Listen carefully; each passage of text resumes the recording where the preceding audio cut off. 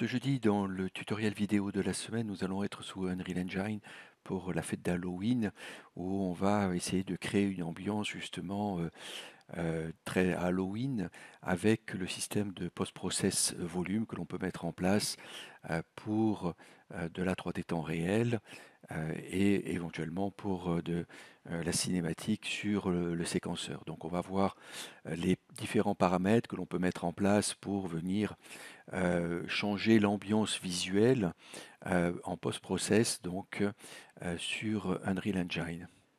Donc nous allons voir comment on peut mettre en place donc un post-process volume qui va permettre de rajouter un effet visuel principalement donc en temps réel dans le level sur lequel on va le poser. Donc à savoir que l'on peut poser plusieurs post-process volumes qui vont être différents d'un espace à l'autre et on pourra passer donc d'un espace visuel assez sombre par exemple vers un autre espace plus clair, plus vert, plus bleuté, plus violet et moins éclairé par exemple. Donc au départ, voilà la scène que l'on a donc ici, donc scène d'Halloween avec tous les ingrédients visuels nécessaires, euh, toile d'araignée, citrouille, cimetière et squelette, que l'on va pouvoir donc modifier visuellement à l'aide donc d'un post-process volume notamment. Il y a d'autres méthodes, mais aujourd'hui on va regarder celle-ci. Et donc notamment, on va venir donc mettre en place dans volume, ici des différents éléments, on retrouve donc le post-process volume, ici drag and drop, et on a donc un post-process volume qui est ici dans la liste. Euh, ok, le voilà, donc il a un certain volume, bien entendu. Bien entendu, on peut l'agrandir et, comme je le disais en introduction, on pourra en mettre plusieurs avec des variations sur chaque post-process volume. Donc pour l'agrandir, bien simplement comme tous les éléments, on va venir dans le scale ici, hein, en bloquant donc ici euh, les trois paramètres. Voilà, par exemple 10 ici. Donc valeur de 10, on couvre à peu près la scène.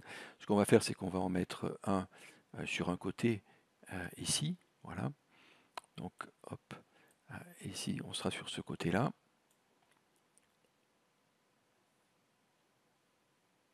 Donc je vais mettre en place le post-process volume juste à la limite du player star ici, de telle manière qu'on soit au départ dans une zone non touchée par le post-process volume et qu'on voit l'effet, si on se déplace par là, qu'on voit l'effet du post-process volume.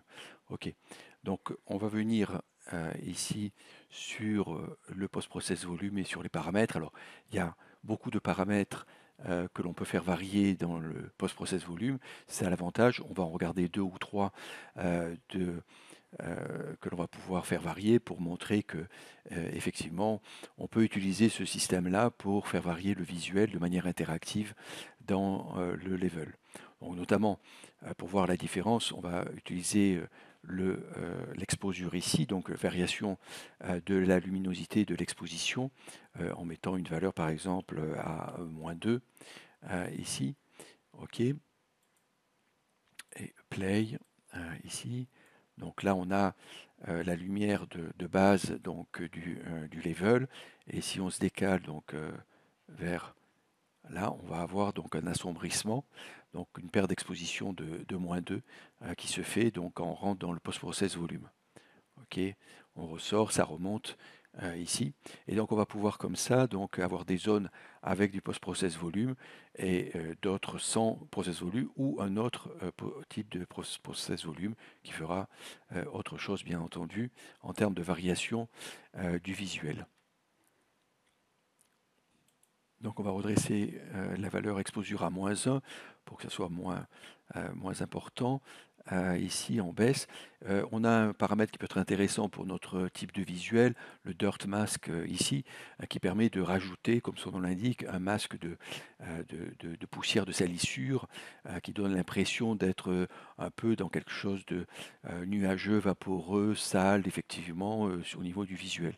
Donc on va pouvoir donc ici mettre une texture, la force du masque ici, et que l'on fera donc varier en fonction de l'effet que l'on veut. Et donc on va pouvoir choisir donc ici une texture qui voilà, plutôt bruité, noise, ici, voilà, de type éventuellement water, qui va donner un effet sur l'ensemble. Donc ici, je vais prendre un concrete, donc avec du grain couleur vert, avec une valeur relativement importante pour voir l'effet. On pourra le réduire. C'est juste pour voir si ça fonctionne, effectivement. Donc là, on est dans l'espace sans post-process volume. On se déplace par ici. Voilà l'effet que l'on obtient. Donc on obtient de quelque chose de salissure, un peu comme l'effet Bloom que l'on va voir juste après. Ici, donc on a un effet, alors verdâtre bien entendu, puisque la texture est verdâtre.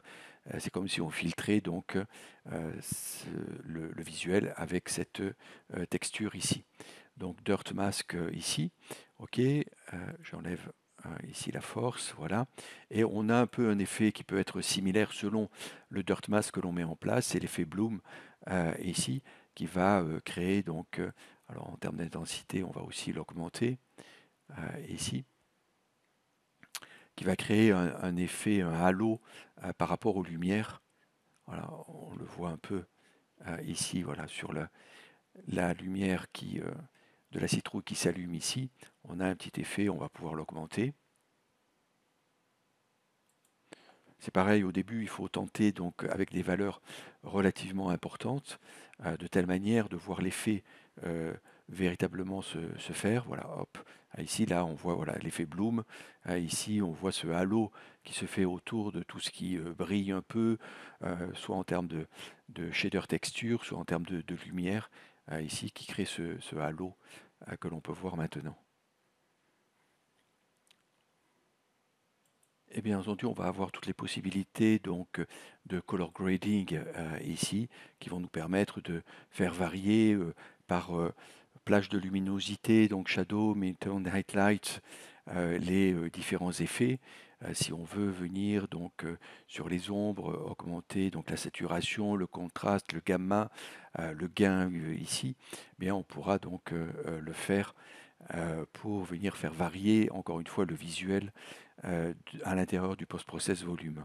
Donc notamment, on pourra venir donc sur ici Shadow, venir changer le gamma en le bleutant donc par exemple légèrement et en baissant sa luminance ici pour assombrir donc les ombres et avoir des ombres plutôt donc dans le bleuté. On va remonter juste un peu ici, voilà. Donc OK ici. Donc on est déjà dans des tendances bleu-violet ici, mais on est plutôt assez clair même sur les ombres ici. Et on va donc voilà avoir une zone où on est donc avec des ombres plus sombres, donc plus contrastées, donc au niveau ici du visuel résultant, et plutôt à tendance donc légèrement bleutée. Si on vient sur l'éclairage ici aussi, on a une force moins sur la citrouille parce que la partie ombrée donc a tendance à être plus sombre ici. Voilà, on peut jouer donc sur différents paramètres. Sur le color grading, on peut jouer sur le film grain par exemple. Alors après, on a les paramètres juste de post-process volume seating ici, priorité l'un par rapport à l'autre. En termes de ici, le blend radius ici donc 100, on pourra donc encore une fois mixer des zones avec plusieurs post-process volume, blend weight ici, enclenché ou pas, ça veut dire qu'on peut bien entendu ici le cacher, donc on ne le verra pas par exemple dans la vue de travail, dans l'édition ici, mais par contre voilà, hop, là je l'ai enlevé. Donc dans le mode éditeur, on ne le voit pas, je le remets ici. Et si on ne veut pas dans le temps réel l'avoir, il faut venir donc l'enlever ici. Enable est enlevé dans l'éditeur et dans le temps réel ici. Donc on a les brush shitting aussi, la taille que l'on peut faire varier ici à ce niveau-là avec une valeur. Et puis on a le brush shape aussi.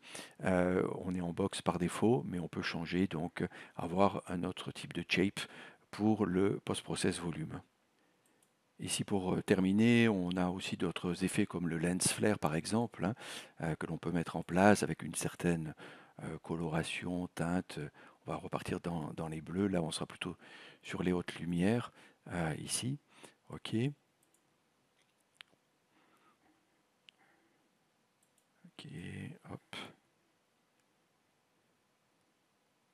Alors, selon, bien sûr, la coloration, donc ici, on a une intensité de lumière, on a les lens flare de la couleur, mais qui auront tendance à voilà, à partir, à se diluer. Donc en bleu, il faudrait augmenter l'intensité de saturation donc de la valeur de lens flare.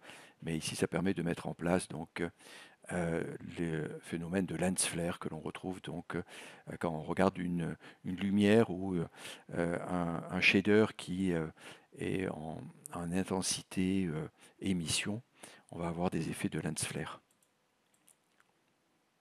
Et enfin, si on veut faire des effets visuels global, on pourra très bien donc utiliser ici dans MISC, dans le color grading, on a vu donc Shadow, Midtone, Nightlight, enfin on en a parlé, on a travaillé sur les shadows, et puis on a MISC ici qui permet donc dans le color grading ici de pouvoir donc mettre une texture.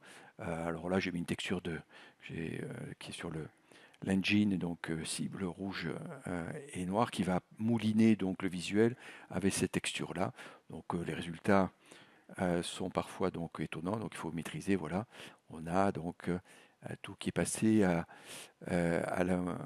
au visuel donc rouge et blanc ici, ce qui permet de donner cet effet ici que l'on peut voir. Donc bien entendu, on pourra donc choisir donc une texture avec un certain dégradé qui permettra donc de teinter les hautes couleurs, les tons moyens et les basses couleurs de manière plus précise pour obtenir exactement ce que l'on veut. Donc on peut prendre une couleur toute rouge par exemple, hein, ça va permettre d'avoir donc voilà, trop rouge, juste voilà, trop intense, trop rouge. Ici pour voir, il faut que le personnage ressorte. Voilà. Donc on voit que ce color grading ici est assez intéressant pour modifier globalement donc la structure visuelle en temps réel. Un dernier exemple, vous pouvez tester en tapant grade ici dans la recherche. Voilà, ici il y a différents matériaux disponibles que l'on peut donc utiliser. Ici, voilà, grade.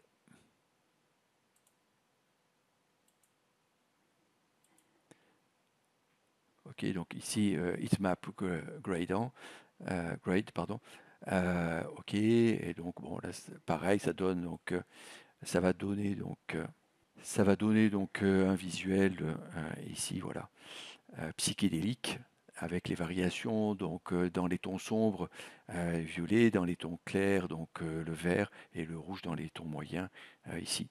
Voilà, donc on peut créer des gradients lumineux que l'on mettra en place, donc qui nous permettront donc de pouvoir avoir des variations. Il y a d'autres systèmes bien sûr qu'on peut mettre en place. On verra dans les prochains tutos du jeudi comment on peut faire du cel shading à partir de ce post-process volume. Ça peut être intéressant pour obtenir un visuel donc de type 2D à partir de la 3D en temps réel.